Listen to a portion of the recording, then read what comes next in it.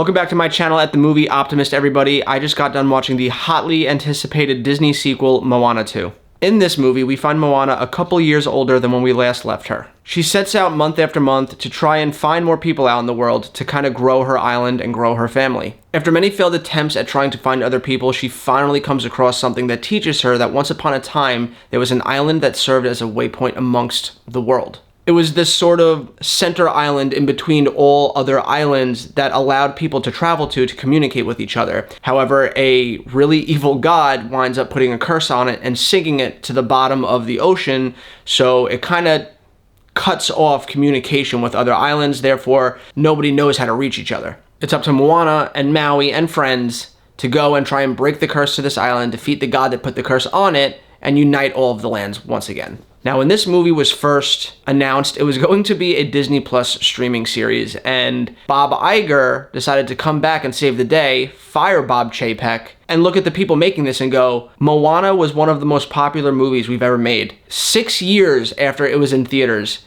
it is still the most streamed animated movie on the planet. What the fuck are we doing putting it on Disney Plus as a miniseries? So they repurposed it, shaved some stuff out, compiled it together, and made a movie out of it. The only question is, does it live up to the expectations of the first one? And I'll say this, mostly it does. Right off the bat, I'm going to start off with the good. The story here is really what saved the day for me. It was a really compelling story. It furthered the plot of the first one in very grand scale ways. It was a tribute to what came before it in a lot of ways. Where in the first one, Moana was just trying to find her purpose. She was trying to find her inner wayward finder, I believe they call it. Whereas in this one, she's using those abilities that she learned from the first film, and she's using it to try and literally unite all of her people across the world. She's trying to save her people because strength in numbers is what's going to help them prosper over long periods of time. So I thought the story was really compelling. And then you just have the chemistry between Moana and Maui that doesn't skip a beat here. They're just as fun to watch together as the first time around. And I can't remember the name of the pig. Hey Hey was a chicken, but I don't remember the name of the pig. The pig actually gets to come along this time, and he has so much personality. It made me wish we got more of him in the first movie, but appreciate the fact that we got more of him in this movie. Moana also brings a cast of characters from her island that start off this movie really pissing me off with how dumb what they were. But by the end of it, I found them charming and endearing, and I really wound up liking them. They won me over. So her and Maui aren't alone in this. There are other cast of characters predominantly through the film. I thought the last 30 minutes of this film were actually a lot better than the ending of the first film. It was just a lot stronger of a landing for me and a lot more emotional, I thought. And the animation, I mean, it's Disney. They've perfected the art of like blending what looks like real life things with CGI animation, because obviously you're watching a cartoon. You know you're watching a cartoon when you look at the character model of Maui or Moana. But then like they'll have close-up shots of like sand on the beach and waves crashing against it, and it's like, that looks fucking real.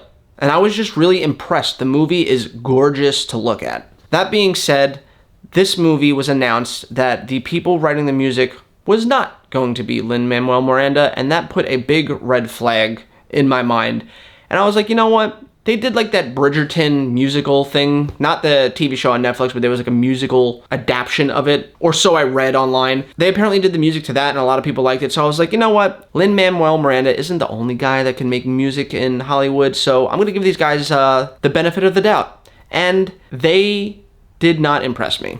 When I left the first Moana, I left literally humming the tune to multiple of the songs. You have the I Am Moana song, which is my favorite from the first one. You have the iconic What Can I Say Except You're Welcome song from Maui. I could sing them in my head. I know them word for word. They're so iconic, and it's what makes me go back and watch Moana 1 over and over and over because I just love the music so much. The music in this movie isn't terrible. It's not like if I heard it on the radio, I would turn it off in disgust. It's just not memorable. I can't hum any of the songs that I heard. I can't even think of any of the dialogue outside of the Go Beyond one. And the only reason I could recite at least the chorus to that one is because I listened to the soundtrack on YouTube like a month ago, so it was kind of still fresh in my mind. And even that one, which is supposed to be their crowning song of the movie, like their I Am Moana of this movie, it is not. It is very mid compared to any of the music that we got from the first one, outside of the crab song, which I really hated from the first one. Then Maui gets his own song in this one. He has the iconic What Can I Say Except You're Welcome song in the first one, and here, I really thought it was terrible, actually. Whereas in the first one, I was like, oh wow, The Rock could sing. In this one, I was like,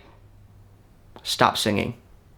And that was such a bummer because, yes, the story is great, the chemistry is great, the new cast of characters are great, the villain's cool. Everything about this movie works. The writers did such a good job. But when my biggest expectation is the music and that fails me, I can't help but feel like I left disappointed, even though I loved everything else about this movie. I would have actually preferred the story to be really mediocre with an enjoyable group of characters to follow and excellent music than an excellent story and mediocre music. Because I don't mind just hanging out with these characters on a boat. They don't necessarily have to be doing anything because Disney created these wonderful characters that I love spending time with. You just feel like you're there hanging out with them. So if they had great music with that, I would have walked out of this movie like fucking 10 out of 10. But unfortunately, I'm gonna have to give this movie a 7.5 out of 10. Not just because the music wasn't incredible. There are other little problems that I had with this movie that would have been overshadowed if I loved the music, which I didn't. So I started noticing little things about the movie that were becoming nitpicks because I was just so disappointed in the music. Like, there are a lot of conveniences in this movie where things kind of just work in Moana's favor instead of her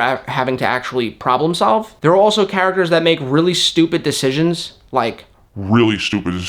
in like the middle of this movie. Those were the moments where you felt like, yeah, this was a TV show where it was drawn out. They had to cut a lot of things out. So things happen and then there are resolutions to it so fast that it's like, it feels like there are things missing. So yeah, I hate that I'm not sitting here telling you that this movie is just as good, if not better than the first one. It's not. But if you love these characters, you love this world, you're okay with mediocre music, and you're just in for a really good story, I think you're gonna really enjoy this. My girlfriend and her sister loved the movie. They love the music. All music is subjective. Maybe you're gonna go into this and you're like, Joe, what the fuck are you talking about? The music was great. As I said, everything's subjective, so maybe you will love it. Regardless, I highly recommend you at least check it out and make an opinion about this yourself. Anyway, guys, let's talk about it in the comments down below. Did I give you a reason to go to the movies this weekend? It is a packed fucking weekend. You got this, you got Wicked, you got Gladiator. There's a lot of options out there. It is an embarrassment of riches to be a movie fan on this weekend. Anyway, guys, let's talk about it in the comments down below. And as always, have a great Thanksgiving weekend, and I'll catch you next time.